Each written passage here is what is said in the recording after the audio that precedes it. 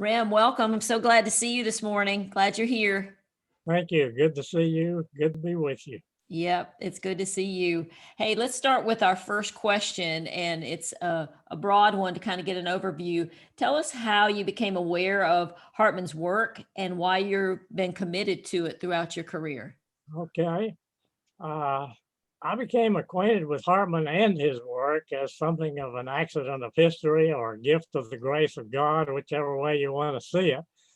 But I joined the faculty in philosophy at the University of Tennessee in 1966. And two important things happened in the philosophy department that year. One is John Davis, who was one of Hartman's former students, became the head of the philosophy department that year.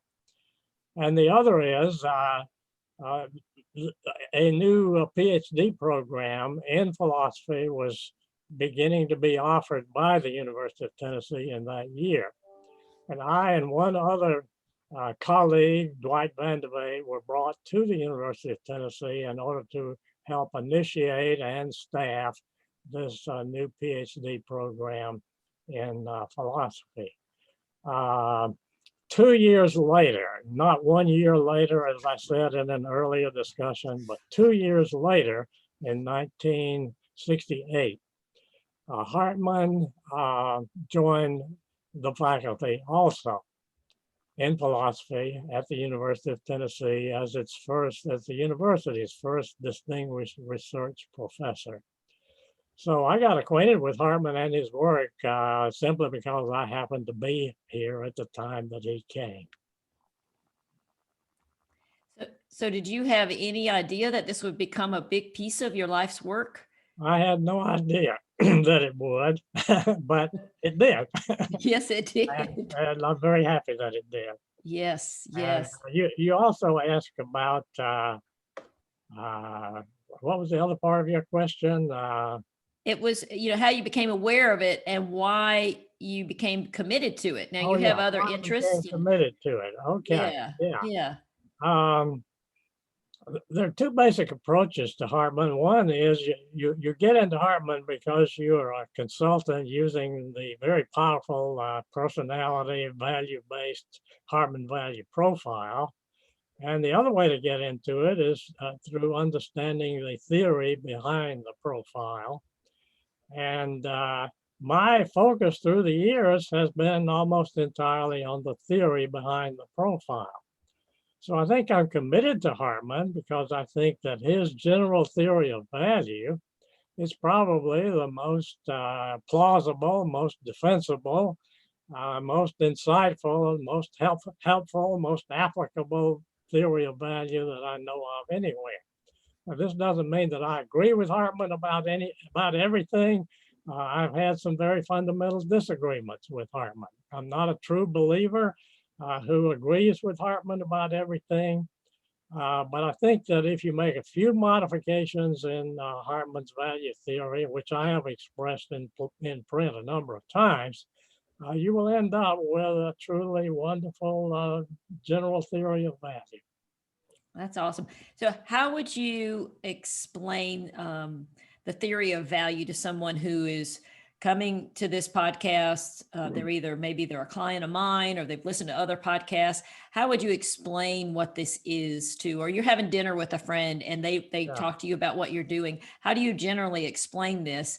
And then how do you explain why it matters? Okay, well, philosophers since the time of Plato has searched for the form of the good, which played an important part in Plato's philosophy. But no one before Hartman had ever figured out what it was or how to define it.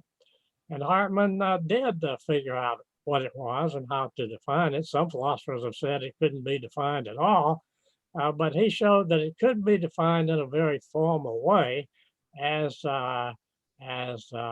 standard or concept fulfillment. And that means that before you can judge anything to be good, you got to have some notion of what it is and also what its good making features or properties are. And then you have to compare reality that you're wondering about with the standard. And if it meets the standard, it's a good thing. And it's just purely a matter of following the logic of Hartman's understanding of goodness. And of course, that can be used by almost anyone in any area of human interest. It isn't just moral goodness that is concerned here, but every kind of goodness imaginable is covered by that form of the good. And Hartman distinguished three different basic kinds of value as well: systemic, extrinsic, and intrinsic. Other philosophers had distinguished 2 out of 3 of those, and the systemic had always been there, but Hartman was the first to identify this as a separate and distinct realm of value. Systemic values are just conceptual, mental, philosophical, theoretical values. Extrinsic values are useful, practical activities and things and processes in the world. And intrinsic values, well, there's a lot of debate philosophically about what that is, but Hartman's solution is one that he finally convinced me that he was right about, and that is it's unique individual centers of consciousness like human persons. And you can do an awful lot with that once you've got that basic framework. And then there's one other basic element in the framework, and that's the hierarchy of values. What the hierarchy of value tells us basically in application is that people are more valuable than mere things, mere inanimate objects and processes, like cars, for example, or land, and both of those are more valuable than mere ideas about them. So, the conceptual dimension of human interest and value is overall the least valuable. The practical, applicable, do it, work, make it work aspect of it is even more valuable than ideas about making it work. And the most important thing of all, the supreme value is intrinsic values, that is individual persons or animals or God. You can extend this in many different directions. Wonderful description.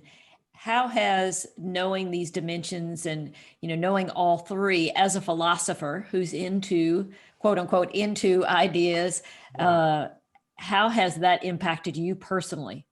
Knowing those dimensions, and can you tie anything to today from knowing that, how it might have changed you? Well, it has changed me. One of the most remarkable things about this theory, once you really get into it and internalize it and begin to use it, is that it transforms your whole personality. It gives you a new, refreshing, enlightening way to think about things. It also has an influence on how you work and what you do, how you behave, and every practical aspect of of human living, including your own personal living. And it also gives you a supreme ideal to work with and to work toward, and that is the ideal of intrinsically valuing everybody and everything, and that means loving everyone and everything, and having compassion toward everyone and everything, and identifying yourself intensely and personally with anything and everything. Now that's hard to do, and learning how to do it is not an overnight achievement. It's something you work toward all for all the rest of your life, and I'm still working toward it. I'm not there yet. Well, you have been described as very intrinsic.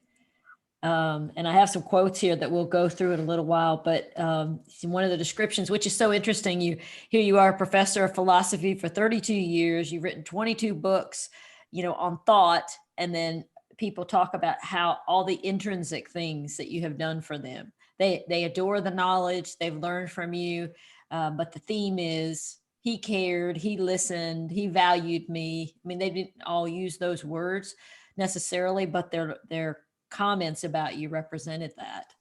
I appreciate all those good thoughts about me. I just hope that they're true. Yeah, no arms were twisted to get those quotes. Freely given. There was no making anybody do anything. Tell me a little bit about how you came from a small town in Georgia, which I thought that was new. I didn't know that you came from a small town in Georgia to being a professor for all these years, writing all these books, being an editor, and being, really admired by so many people in the philosophical world. How did that happen? Did you come from a philosophical learning type family? I did not come from a philosophical background or a philosophical family. I'm going to have to start with my indebtedness to my mother and grandmother. My father died when I was 6 months old. Oh, So wow. I never knew him. My mother, fortunately, had a job as a postal clerk, and she brought my grandmother over to live with us and take care of me while I was growing up. And she supported us, and the two of them really encouraged me and supported me and helped me and in every way imaginable. And I'm sure that a large part of the personality that I have today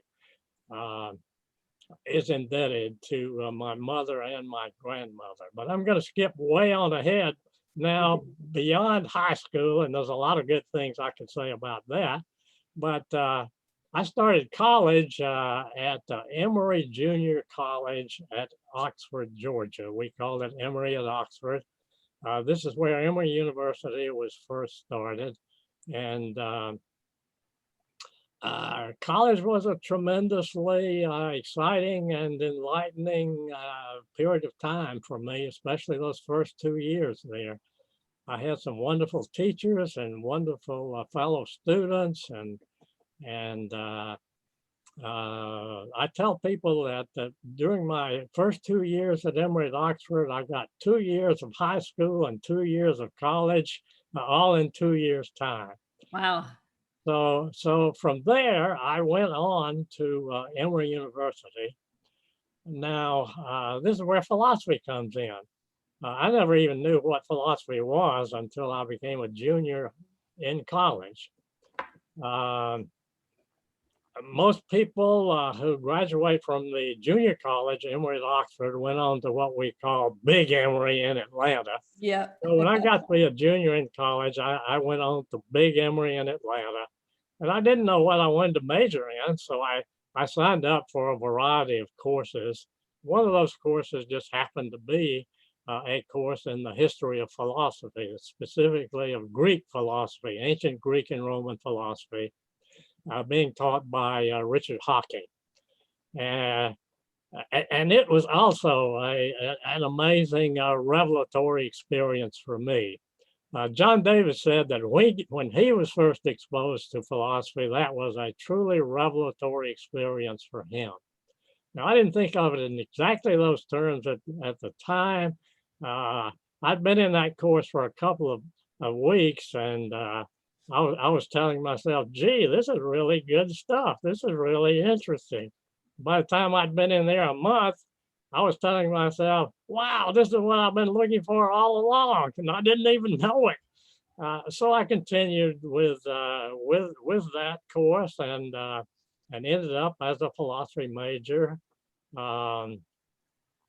And by the time I graduated from college, I decided I wanted to be a college teacher.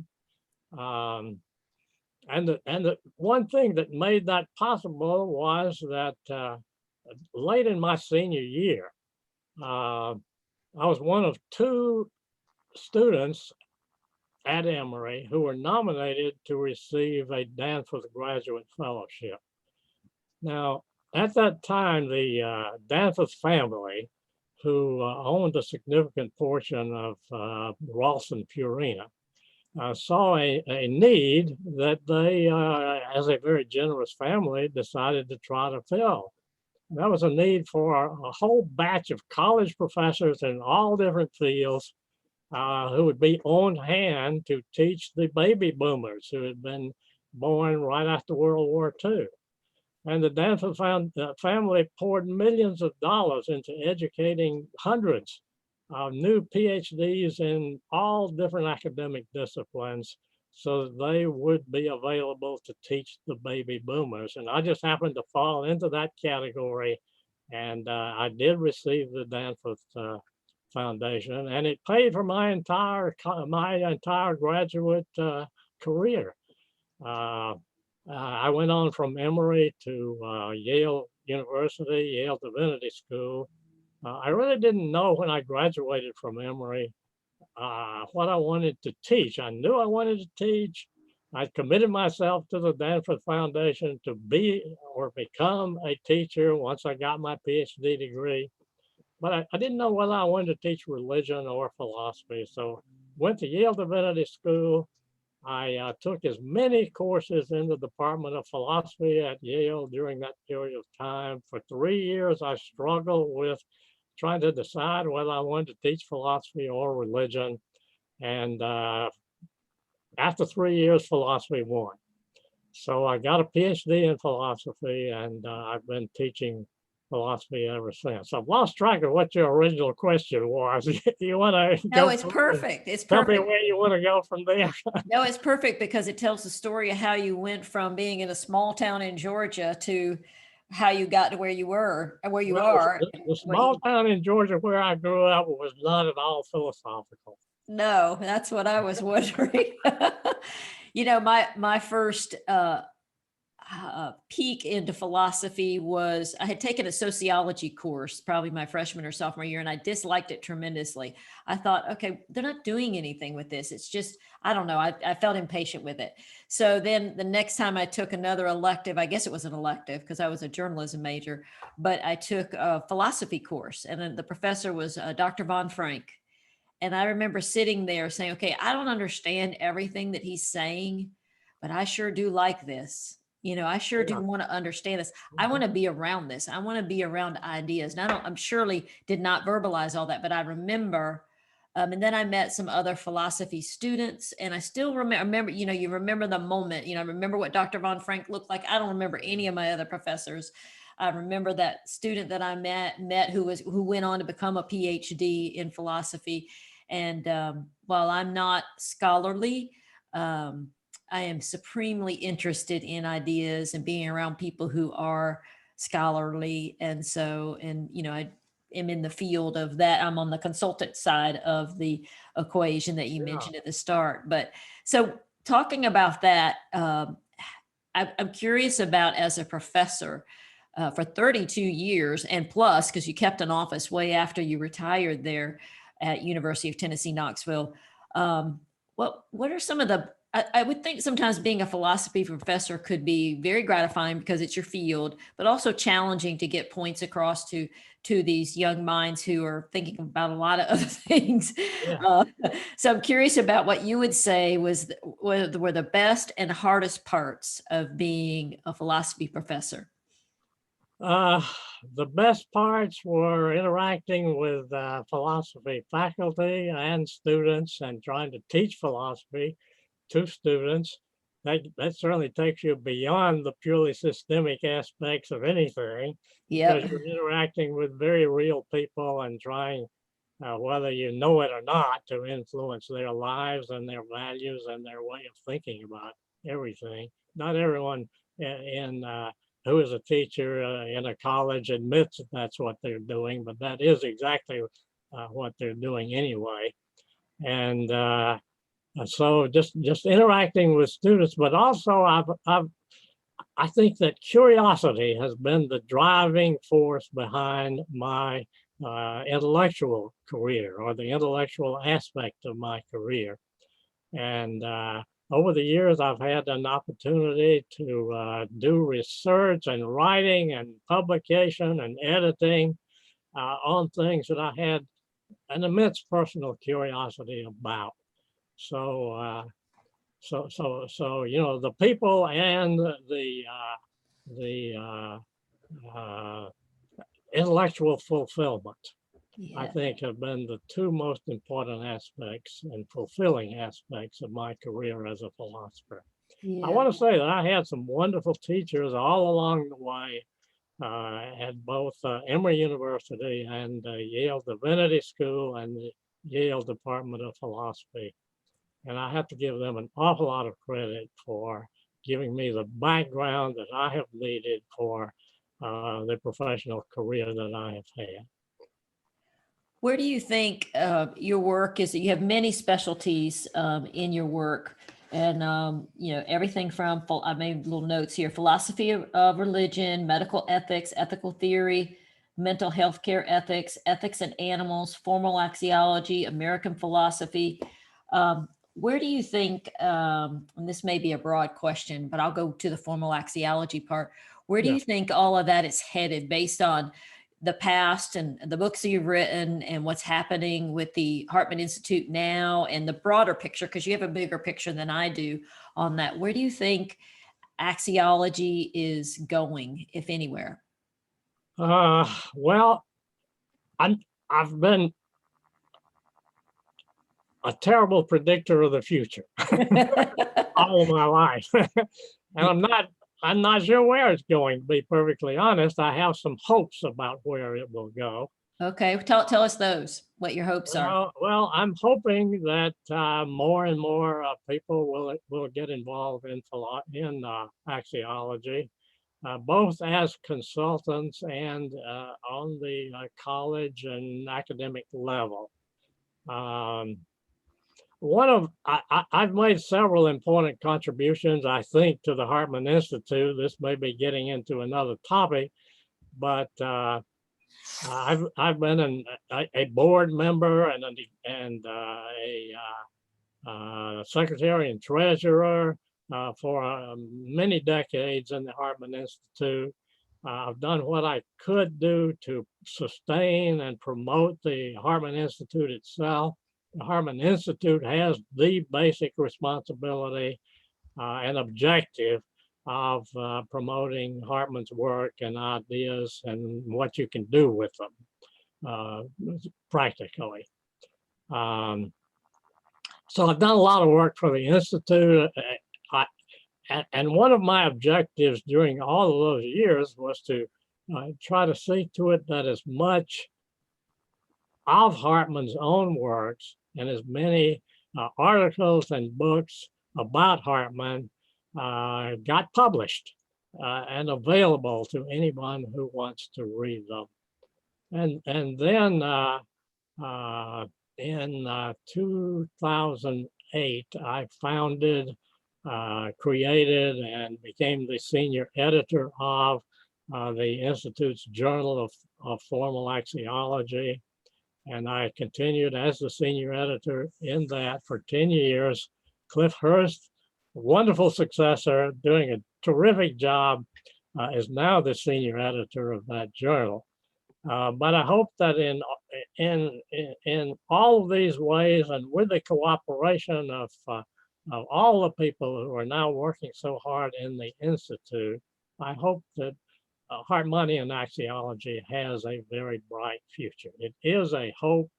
I cannot predict that anything will ever happen. I'm not a good predictor of the future. Yeah. I'm usually like a couple of weeks ahead of and that's it. So I A would couple of weeks behind. And so if it grows, more and more people would understand these dimensions, at the street level. The philosophers would add to the material. I think I have heard and understand that Hartman said, I'm just starting this. That is true. He expected his philosophy to develop significantly beyond the point where he left it. And he predicted that. And yeah. He said that, in another 20 or 30 years, what I'm doing with philosophy today will hardly be recognizable. It will be transformed significantly. And I hope that I've helped to transform it just a little bit and to develop it further than Hartman himself did. As I say, I disagree with Hartman on a few things, but I believe that you can fix all of that and come out with a great value theory that has the potential and only the potential for changing the world. Mhm. But, I don't know whether that'll ever happen. So changing the world, do you believe that if people understood the dimensions and ordered their life in that way, that's the way that in the way of intrinsic over extrinsic over systemic, and then this idea of knowing how clear you're thinking in those areas and that you can grow in each area, particularly the intrinsic. Is that the way you think it changes the world? Is that the reason you think it does? Well, that is one factor in changing the world. Unfortunately, there are many other factors and elements in human life and human history that are at work. This is one factor that could help, but again, I don't know what's going to happen. Yeah, how it's going to transpire. And, Well, I wasn't aware because I'm so immersed in using the assessment and teaching, human resource leaders around the country, the axiology science. And, so I wasn't aware of until I got involved in the Institute in the past 2 years, how much more there is to Hartman's work. yes. I mean, there's a lot there in the archives. And so it'll be interesting to see if we can get that stuff published and out there, and so that people can then take that and build upon that. Cliff Hurst is doing a great job in finding new stuff in the Hartman archives and getting it published. And there are some people who are still working very, very hard on the academic, theoretical side of Hartman's work. And I'm sure there are plenty of people who are working very, very hard on improving the Hartman value profile and how to interpret it correctly and how to use it in practical ways, Yeah. particularly in professional consulting.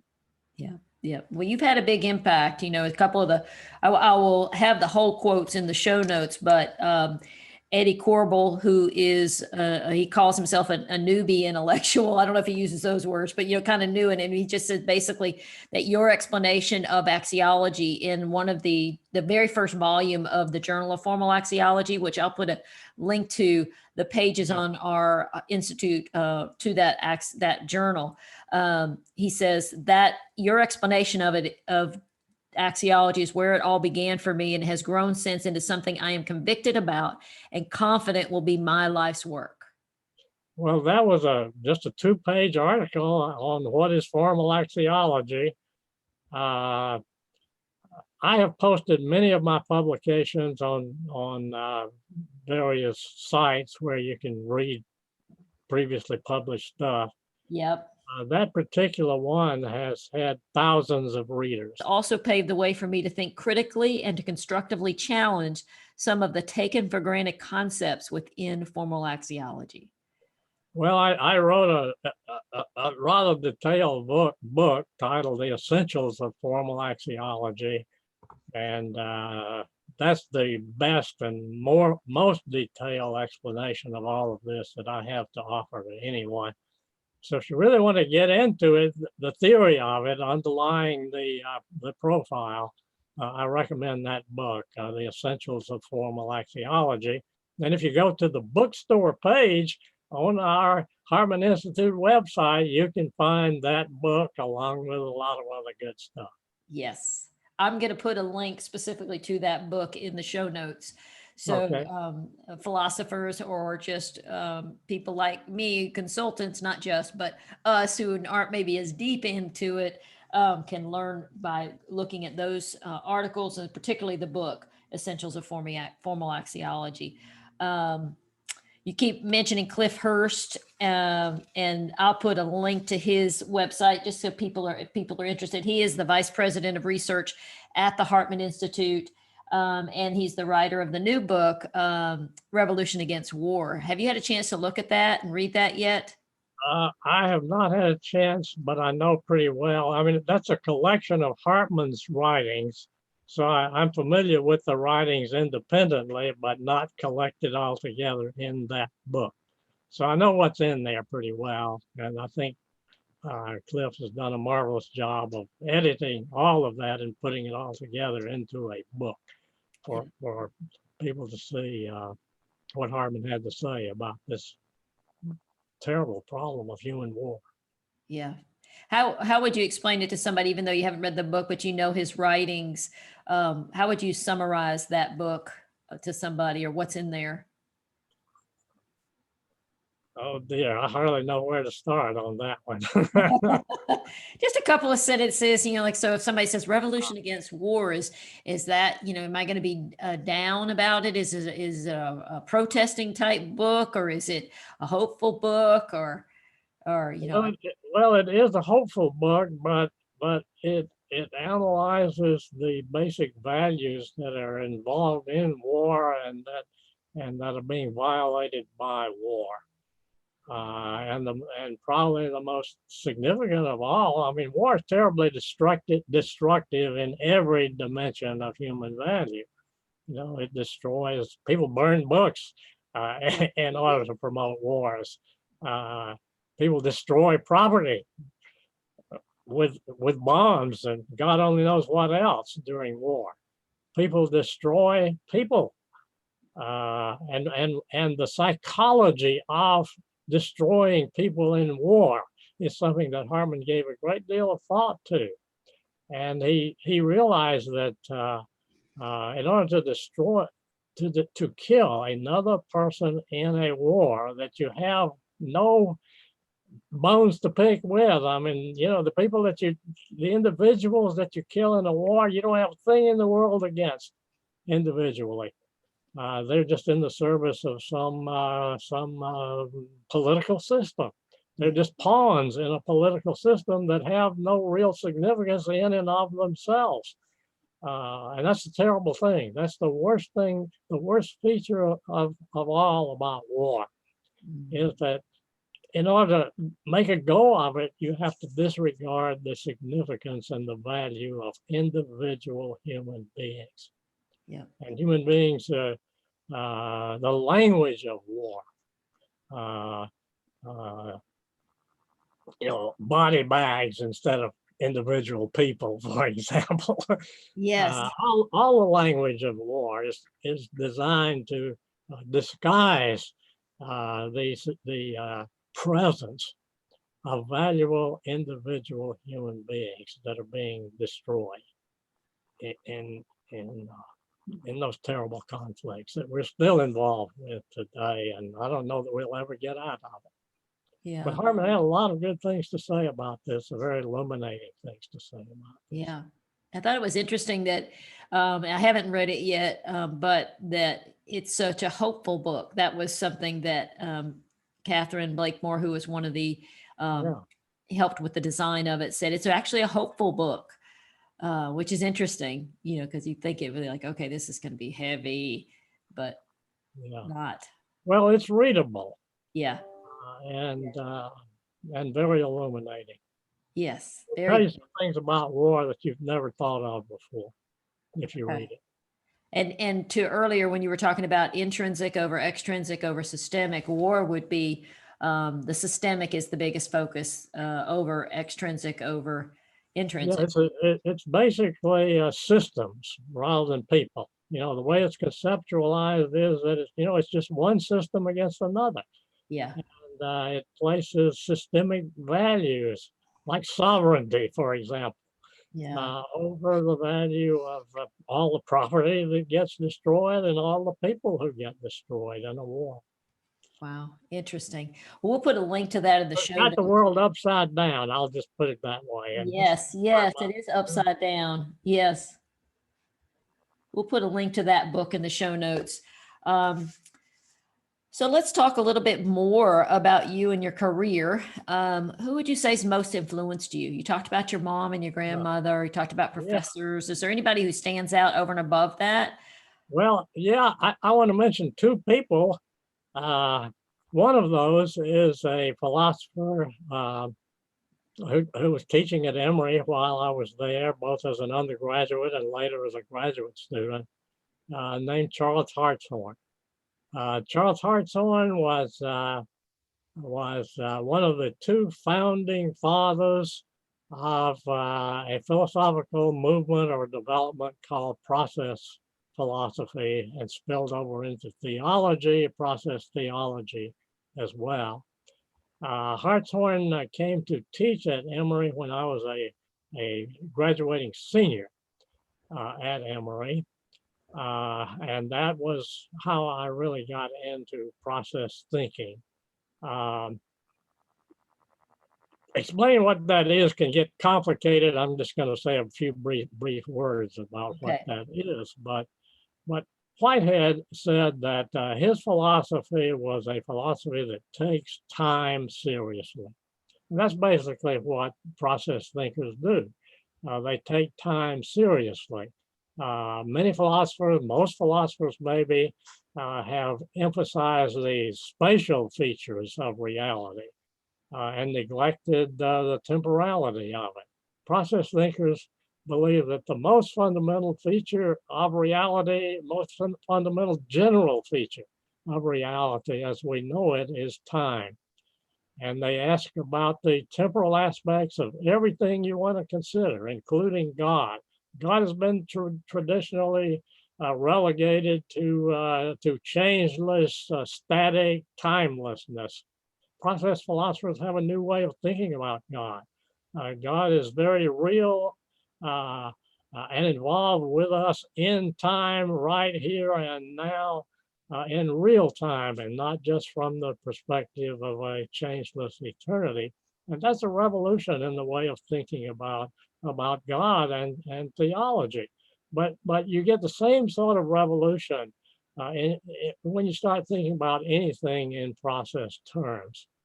And let me say one more thing, that I got acquainted with John Davis when we were both students at Emory. John Davis got his PhD in philosophy from Emory University.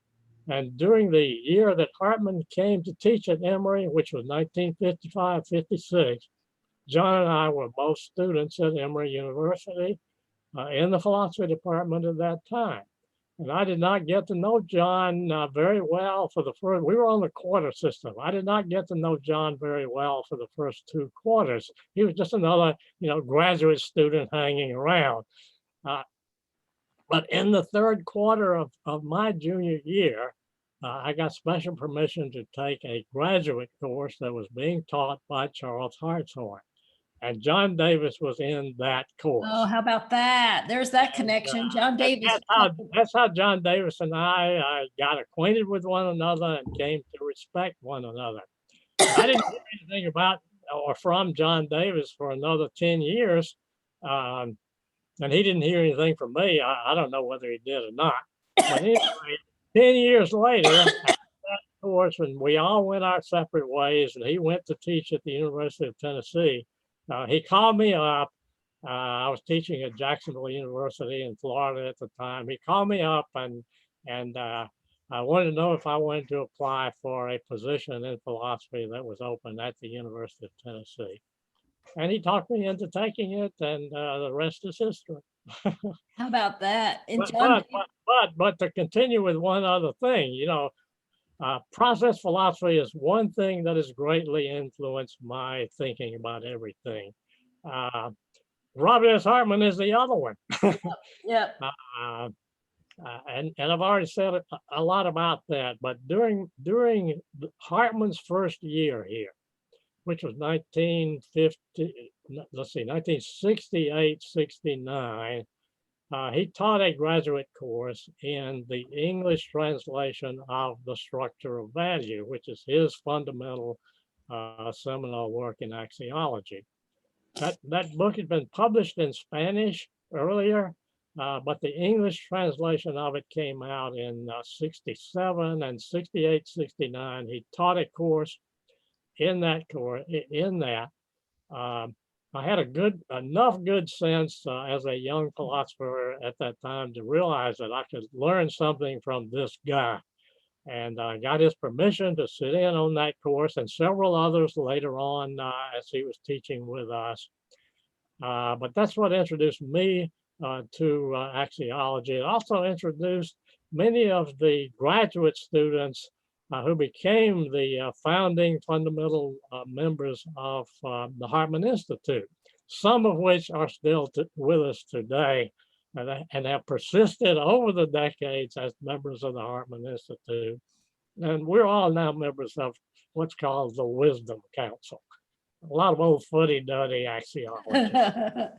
I don't see any fuddy-duddy. I see lots of liveliness and people in love with life.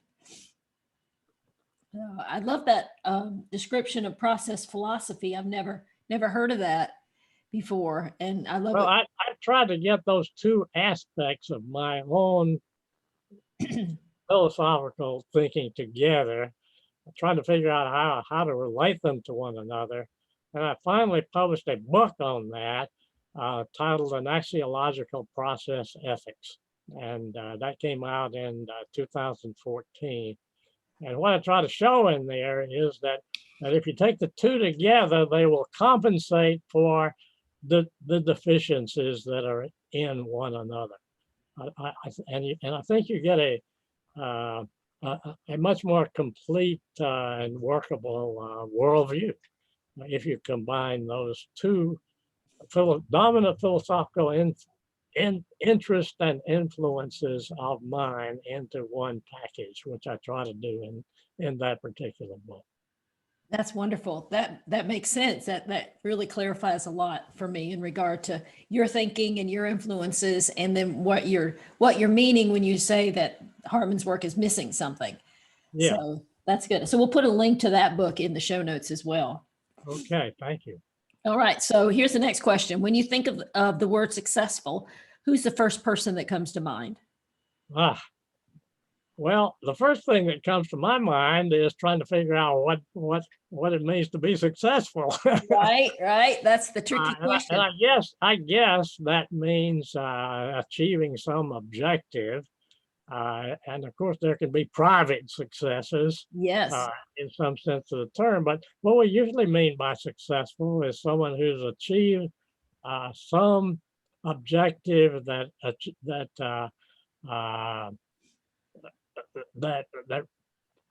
receives some sort of social recognition or social commendation or respect. You can make your own what you see as successful, and it could be that, or maybe it's something else.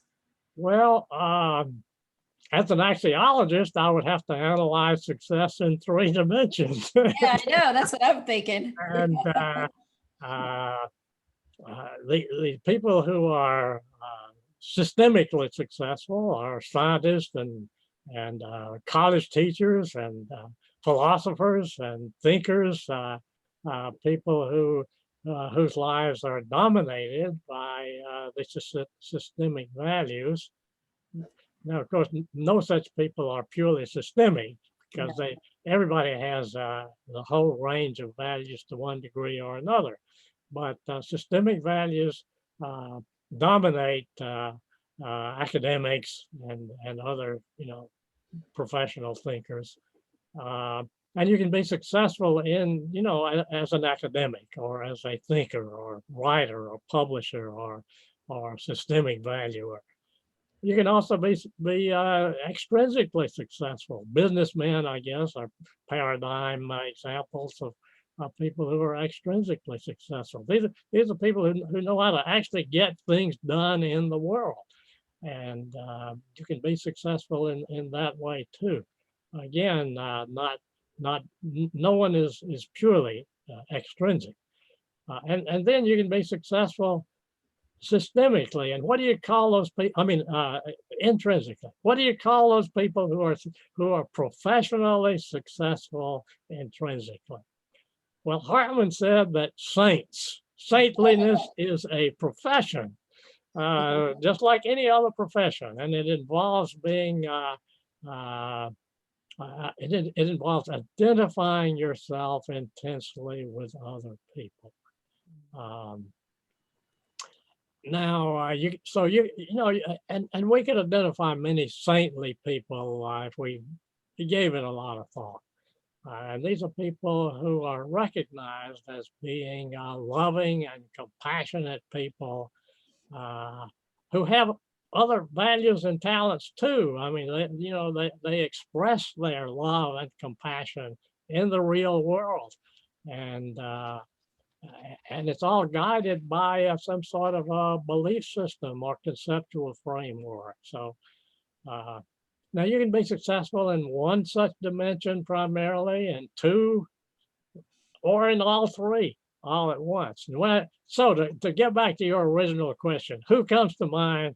I try to think of somebody who's successful in all three dimensions, and the person who comes to mind to me is John Wesley, who founded the Methodist Church.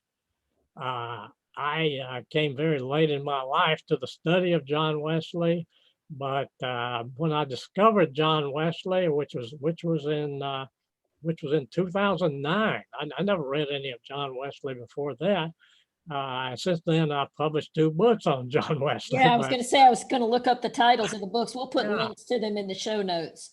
But for the 2 books. That's interesting that you discovered him just, 11 late years in ago. life, very late in life. Right? And Yeah. I think I was attracted to John Wesley in for 2 reasons. One is I've been a Methodist all my life, but nobody that I've been exposed to in Methodism ever told me much about John Wesley, and especially they never told me very much about John Wesley's ideas, what John Wesley thought, and that's, of course, is what has interested me as a philosopher. But when I started exploring what John Wesley thought, amazingly enough, I found him to be an almost perfect instantiation of Hartman's value theory. Wow. Religion. It's everywhere. It's everywhere. The people who don't know who John Wesley is, would you Okay. John Wesley lived in the 18th century. He was well, I'll just say a great successful revivalist and a participant, the dominant participant, I think, in what is called the Great Awakening revivalism that swept England and this country in the 18th century. And as a result of all of that, he founded one great church, Protestant church, unintentionally, which he never really intended to do, but he founded the Methodist Church. And it's one of the largest Protestant churches available anywhere today. Now, I can say a great deal more about him, but I'm really more interested in his thoughts and his ideas than I am in his life or history. I'll put it in those terms. Let me give you just one example of how I think Wesley's thinking exemplifies formal axiology. Awesome. That's perfect. I was just thinking. One of his favorite verses, and this wasn't even a whole verse. This is one of his favorite phrases from the Bible. Came from the book of Galatians, 5th chapter in the New Testament, and it was the phrase, "the faith that works through love." Now, Wesley quoted that and explained that in sermon after sermon, writing after writing. It sort of summarized the gist of real Christianity and what he called true religion.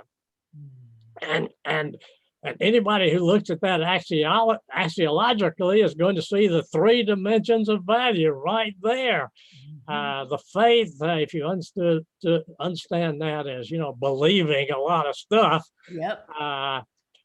That's there. But the believing of stuff of a lot of stuff has to be combined with doing it, living it. If you don't live it, if you don't practice it, if you don't practice what you preach, you don't really believe it. So these 3 dimensions of value are all there, and they're so intertwined, you cannot really separate them from one another. And when you try to do it, you get into trouble. And of course, you have to believe stuff, live it, and do it out of love and compassion and intrinsic valuation. And I've written 2 books trying to explain all that to people, but that's And the hierarchy of values even there in Wesley's works as well. There are several passages in which he ranks what he calls the basic elements of Christianity. And at the top of that ranking is love. Everything he said in the scriptures and in Christianity and all of its manifestations must be related to love as the sum of all. And true religion was for him primarily a matter of the heart and not of the head, but the head was there and the body was there, the faith, the works, and the love all have to be there. And you judge everything else and its true significance by the dominant thing. The first thing of all is love. Love to God, love to your fellow human beings, love to your neighbor as yourself. And Wesley, interestingly, said quite explicitly, there's some unloving things in the scriptures. And we can't believe those things simply because they're in the scriptures. Everything in the scriptures has to be evaluated, he said, in terms of its nearness to or distance from love. So you got the hierarchy of value with the intrinsic as the dominant value, the dominant ideal in what he called true religion. And you've got the three dimensions of value. They're all there in John Wesley. And you just have to dig it out and publish it. Yes. So we're going to put your links to your books. And the thing is with axiology, once you know it, it's everywhere. It's in everything. It's so interesting. And I love the connection there. I mean, you see examples of it everywhere. It's like gravity. It just is. And it's just so nice to be applies to everything. It will help you understand everything. It will help you understand people. It will help you understand politics. It'll help you understand religion. It'll help you understand anything and everything you're dealing with in life. It's just a tremendously valuable tool, or what Hartman called frame of reference. Yes. And it's interesting how divine that insight is when you can go. When was Wesley around? What did you say? The 1800s. 1800s. Hartman's around in the 1960s. Or, he's longer than that, but, and it's just interesting how the divine ties together in. Well, of course, Wesley didn't know anything about Hartman, but it's all there. I mean, all the dimensions of value are right there in Wesley's thinking. The hierarchy of value is right there in Wesley's thinking. And you can just bring that frame of reference to your reading of John Wesley, and you can see Hartman everywhere. Well, and it's, it's just basically that there's universal truths. I always feel like those are universal truths. So, Wesley said it, and then Hartman kind of tapped into it as he did his research, and based on his background, he was the perfect person to bring that forward. And then based on your background and your experiences, you're the perfect person to have brought forward what you brought forward. It all has to me, the spark of divine in it, the universal truth. Well, we're all working together, and we hope we can get somewhere with it. Yep, I think we are. Now, as I'm talking to you, I'm seeing someone, we had exchanged emails, but prior to the conference, I had never met you in person. So I've met you in person via Zoom. Thank goodness for Zoom. But what I see is someone very vibrant, very active. And you even said you have, I think the words you use are, you're still active professionally. And of course you are. And you have impacted so many people, and you are so lively. So what I would like to ask is around Wake Up Eager, you have said before, I know I'm retired, but I'm busier than ever. My days go by so fast. And I don't know if you want to share your age or not, but I'm 86 years old. 86 years young. And my wife and I have been married for 58 years. That's amazing. That's amazing. So talk a little bit about, a lot of what we talk about in the work that I do. This is the Wake Up Eager Workforce podcast. And so a lot of the tools and things are about, how can we create work and life that is meaningful, that we wake up eager. And that's like a personal value for me, that you're in the right place, doing the right things, and you have those aha moments like you did with the professor, and then you follow those dreams and give so much good to the world. And it's kept you very vibrant and alive. So I am curious about things that you would share around waking up eager, systemic, extrinsic, intrinsic. So what are some things that you do, mind, body, and spirit, that have that you can pass on to us or share? Well, mind, body, and spirit, that covers a lot of territory. Obviously, I read a lot and study a lot and think a lot and write a lot and edit other people's work a lot and do what I can to publish. And I'm still doing that. I still, my curiosity has not diminished with age. Yep. And I'm still trying to figure things out and find some people who can help me, like Hartshorn and Hartman, along the way. Physically, I have been graced, I suppose, with a significant degree of health at my age. I'm physically active. I do a lot of yard work and gardening, and right now I'm engaged in leaf raking and grinding up leaves and putting them in my compost pile. In the spring and summer, I have a fairly large vegetable garden, and I work very hard in that, and luckily I'm still able to do that kind of physical work. One of my hobbies is growing cactuses outside. Really? Yeah, I have one of the largest outdoor cactus gardens in East Tennessee. You're kidding.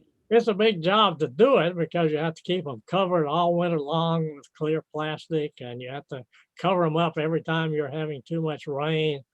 They can take cold weather, but they can't take a lot of rain. So it's a real chore, but it's a lot of fun because cactuses have incredibly beautiful blooms. So that's one of my bad habits. Yeah, that's unusual. Cactus. Yeah, the largest in East And Tennessee. of course, my wife and I walk a good bit together, so I am physically active. Socially,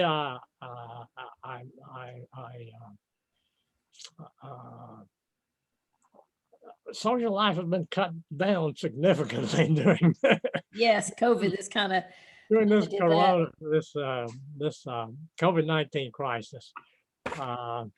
But my wife and I are happily married and have been so for 58 years, and she has sustained me in so many ways through the years, and I hope that I have also sustained her. We have 2 children and 4 grandchildren. We're all very close. These days we Zoom with one another a lot. Oh, that's great. Even though we cannot get together face to face. And we're going to miss Thanksgiving and Christmas together this year, but we will still be Zooming with one another and enjoying one another that way. I suppose that while I was working at the University of Tennessee, the people in the philosophy department were my broader social world. And I had a lot of very good, close friends there. And had a chance to practice and apply my intrinsic values as well as my extrinsic and systemic values there. Since I retired, I suppose my most important outside the family social contact has been with Church Street United Methodist Church in Knoxville, Tennessee. We've been a member of that church since 1974. In recent years, I've been teaching John Wesley. Oh, wonderful. two adult classes in that church, and of course now we're only doing church services online, Mhm. as there are most churches these days. But Mhm. those kinds of social contacts are still very much a part of my life. So Wonderful. I try to cover all three dimensions in my Yes, list. you did. And it's a testimony to staying curious, staying interested. What I have noticed in my family is with the elderly folks, that are in their 80s, their world has gotten smaller, Yeah, not bigger. Um, that can happen. I and hope I'm not intellectually brain dead yet. I'm, no, but you have to work at it in you have to order work at it, and so to you when you get to be my age. yeah, well, it's a testament to having interests continually to be curious, making connections with people. That's the thing too that I mentioned in your comments. I already said it, but that intrinsic dimension, you connected with people not because of just your knowledge, but because your willingness to be with them. When Well, you, I hope I can help them in one way or another. Another thing that I do, I carry on an extensive email correspondence with a lot of people about a lot of things, and I'm hoping that maybe some things that I say to people in email correspondence will be meaningful and helpful to them. yeah, you haven't let the world pass you by. You know what I mean? You're up to speed. You're on Zoom, you're doing email. I mean, all of those things is something everybody can do, but unfortunately, not everyone can do, but most of the world can do these things as we pass through time. But you've specifically done it, and it's awesome. It's a role model for me for sure. Thank A you. lot of ways. Appreciate that. Yes, in a lot of ways, it's beautiful. Um, so speaking of that, passing through time and then doing a little time travel, what advice would you give your 25-year-old self? Ah, I would say keep going. You're on the right track. The best is yet to come. To Uh, my 86-year-old self, I would say keep going. You're on the right track, but the yeah, best is now behind you. yeah, that's awesome. There you go. There's the wake up eager philosophy. Keep staying interested. Don't get stuck. So that's beautiful. So last couple of questions. If you could have a billboard anywhere, so you can put a billboard up anywhere in the country, where would you put it and what would it say? Oh dear. Well, I would like to have a billboard scattered on the interstates saying, think hard, live hard, and love hard. Ah, I love that. All the dimensions are in there, of course. Think, live, and love. Yes. And then we're going to close. People that are listening are people out in the workforce, probably some philosophers as well, people out there leading teams and organizations, um, and perhaps leading in the colleges as teachers and professors and in the schools. So what's one last bit of wisdom or advice you'd like everybody to take away as we've talked about Hartman's work specifically, because this is a Hartman Influencers series, but we've also talked about life and other people who've impacted you. What would you say is a takeaway? And you can share more than one if you want. Well, What do you want I'm them to going to give you remember? one brief answer to that, and that is know thyself and use Hartman. Both the Hartman value profile and a knowledge of Hartmanian axiology to become better acquainted with yourself. And once you've done that, it'll transform your whole life and it'll transform it for the better. That's wonderful. Speaking of that, do you remember when you first took, I know I said that was the last question, but it sparked another one. Do you remember when you first took the Hartman Value Profile? Yeah, I took it while Hartman was here teaching with us at the University of Tennessee. And he interpreted my profile for me in person. And taking that profile, you know, I said I had some disagreements with Hartman here and there along the way, almost from the very beginning. But taking that profile and having it interpreted for me was the very first thing that convinced me that Hartman was really on the right track of something. Oh, And wow. it was something that I needed to study further, learn more about, and try to give a fair chance and a fair hearing to what he had to say. I don't remember much that of the details of what he told me. I do remember that on the whole, he really nailed me to the wall. You know, he knew exactly who I was. He told me in no uncertain terms. And I think I've said before in earlier discussions, I think that he was wrong about one thing about me. He actually told me when he was interpreting my profile that I should never make any practical decisions about anything. Well, I really think that was a bit of an exaggeration. You know, the extrinsic dimension is probably the weakest of my dimensions, and that did show up, as a matter of fact, on my Hartman value profile. But I do think that I'm not totally incompetent extrinsically. Oh, no. And the whole deal is we can grow those areas with knowledge. So if it Very was true. lower at that point, it was because you were in college being a philosophy student, really in the realm of ideas, but you are so much ado. I mean, your emails are, yeah. So I would say that's not true today, but that's, you know, probably because maybe you got some insight and you consciously built that. I don't know. You know. But anyway, I thank you for the opportunity to talk with you and have this interview with you, and I greatly appreciate your being the new president of the Hartman Institute. I think you're going to take us somewhere. Under your leadership, we can go forward. Definitely. Oh, well, thank you. Thank you. It's an honor. And it's the, I've been on other volunteer situations and boards and things, but this is the only one that has really touched my heart. And like, I really want to do it. I'm not, you know, it's just, it feels like, I don't know, on purpose. Well, I would say to you, keep going. You're on the right track. And the Yes. best is yet to come. And it's wonderful knowing people like you and your It's value good for to know all that people you like do. you too, and so many other wonderful people who are now in the Hartman Institute and have been in the Hartman Institute in the past. Yeah, such interesting, caring, good people. It's just a wonderful thing to be associated with. So thank you for your time today. Thank you indeed.